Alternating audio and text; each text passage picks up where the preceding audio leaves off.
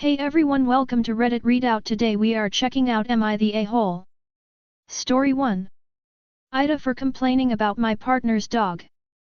My BF, 35M, moved in with me, 33F, about 5 months ago, with his 2 dogs. I also have a dog of my own. There have been several issues with them messing in the house, chewing up my clothes, and howling when we leave them, the neighbors complained, which I've found very stressful, although my BF is very laid back about. We've found ways round most of it, and generally it's been better. One of the dogs is now becoming incontinent and peeing in her sleep. She's done this on her bed multiple times, our bed once, and now this sofa. We agreed when he moved in they wouldn't sleep on the bed, his always have, mine hasn't, but he lets them up when he is in bed without me. I've not had any issue with it until now. I have said that I don't want her on the sofa or bed at all anymore. He's agreed, kind of, but thinks I'm overreacting and being dramatic, and it doesn't matter because he will just clean it up. He's also said in the past it feels like I don't want the dogs here at all and don't like them. I adore the dogs, but I absolutely hate it when they mess in the house, and get stressed about the neighbors complaining about the howling as I don't want to annoy them. I've offered to pay for him to take her to the vet, he can't afford it, about the incontinence, so he will get an appointment next week. So, am I overreacting and being the a-hole for refusing to let her on the bed and sofa given it's not her fault and she can't control it? Story 2. AITA for refusing to give up my Christmas leave for a colleague who has kids. So context. My office closes over Christmas and generally opens around the 2nd/3rd of January. This year we were instructed to put in our leave request up until the 2nd. And put a second request through for any additional days after that, and they would approve additional days after the 2nd once everyone had applied and they got LS assess how many staff they would have. I put in until the 8th of Jan, as did 3/5 of my colleagues. One is coming back the 2nd and another one didn't put in any extra days, so they approved it. The one who didn't put in any extra days has since gone to the managers and said she wanted to take off until the 8th also because she wants to spend time with her kids, they're like 8/9, and her husband.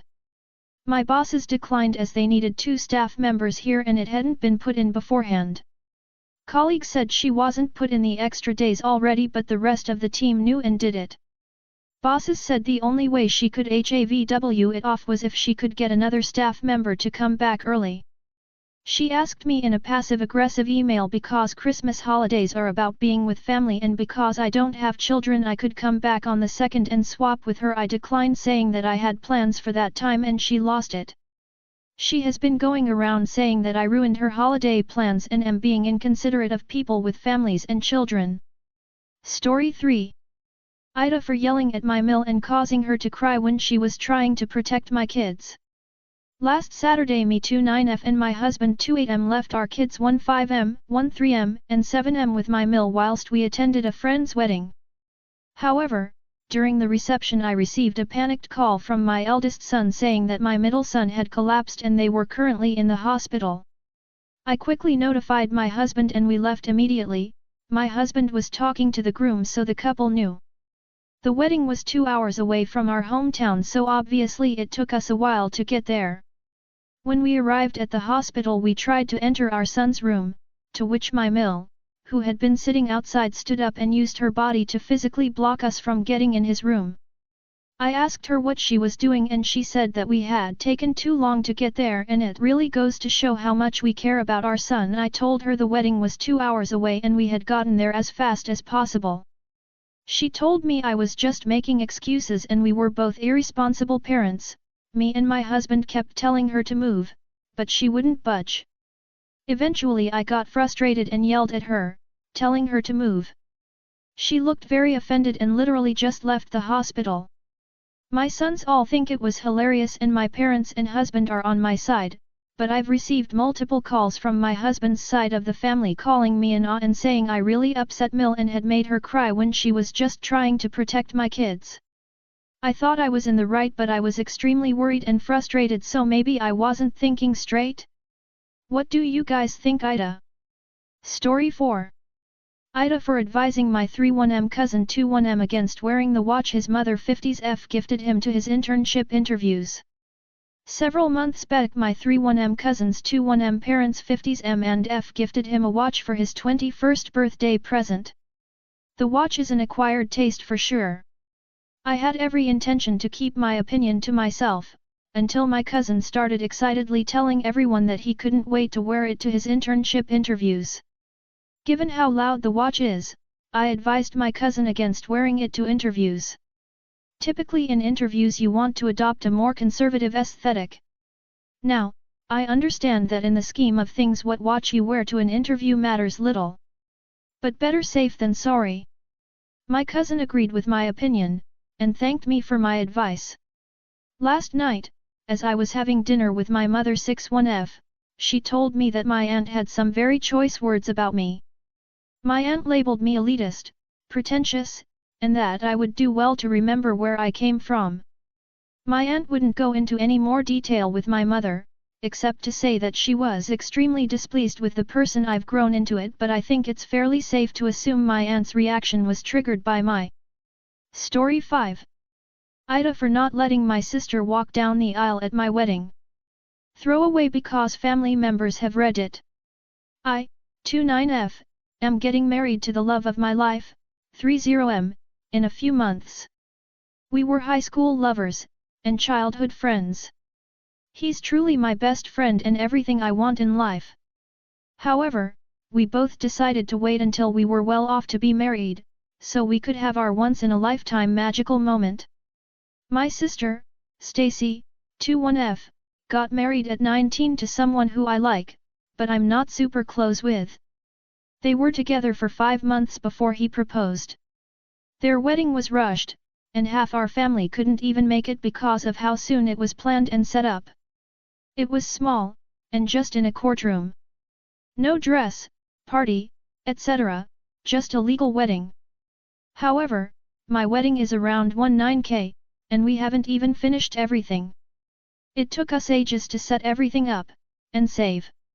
Stacy recently came up to me while coming over, we're close, and have dinner once a week at my place, and asked if she could walk down my aisle and meet her husband, so she could feel like a bride. I laughed and asked if she was serious, and she was. She claims she never got her magic moment, and just wants to feel special once. But it's my wedding and my special day, she had hers.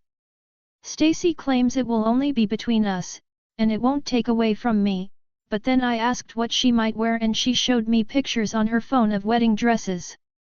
Hard no for me. She then asked again yesterday in front of my fiancé, and I think it was an attempt to pressure me.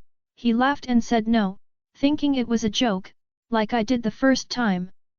My mother and Stacy's husband say I'm being an asshole because Stacy still isn't rich, so she can't afford another wedding even if she wanted one, but neither are me and my future husband. We just planned for years. I just wanted one day for myself, but maybe I'm blowing it up because she never got the bridal experience. Story 6. AITA for making my nephew apologize immediately in front of his friends. I, 33M, am staying at my grandparents' house for the holidays. My grandparents passed away and the house was maintained by their children, making it into communal space for all family members to use. The rooms are usually saved for those who visit from out of town like me. I have a cousin Frank, 34M, who also visited but stayed elsewhere. We were close growing up. Frank was married to his high school sweetheart Kim for greater than 10 years with a 6-year-old daughter. Kim passed in an accident just a little over a year ago. Frank was more than devastated. What set Frank apart from most guys I know was how deeply he loved his wife. He was an exceptionally happily married man. His goodbye phrase to me private or in public was "see a miserable single loser later." He was making fun of how I never had a long-time girlfriend. I always took it in good fun. It was nice to see a guy so devoted given that my parents and more than half my aunts and uncles divorced. A few days after I stayed at my grandparents', my nephew Tom, 17M, showed up with a few friends wanting to watch a movie. Tom lives with my sister nearby. I ordered the boys some pizza and joined them. A bit later, Frank dropped by, wanting to catch up with me. We stayed in the same room and talked. Frank seemed to be doing much better since the last time I saw him a month after Kim's funeral. Once the movie was finished, Tom asked if they could hang out in the room for a while and I said yes. Frank, however, excused himself, saying he needed to pick up his daughter. We hugged goodbye and Frank was about to leave when Tom said, "What? None of that miserable single loser stuff? Welcome to the club. Guess now you're a miserable single loser, too." I could see the colors drained from Frank's face and he looked like he was going to pass out.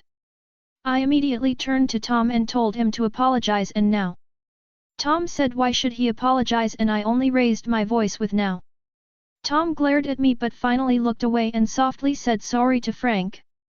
Frank just left. Tom's friends mumbled about how they had to go and quickly cleaned up and left, Tom leaving with them. Later that night Tom's father called me from across the country, reprimanding me that I should not shame Tom in front of his friends like that. He said he understood that what Tom said was insensitive but being scolded like a child in front of his friends was not how I should handle this.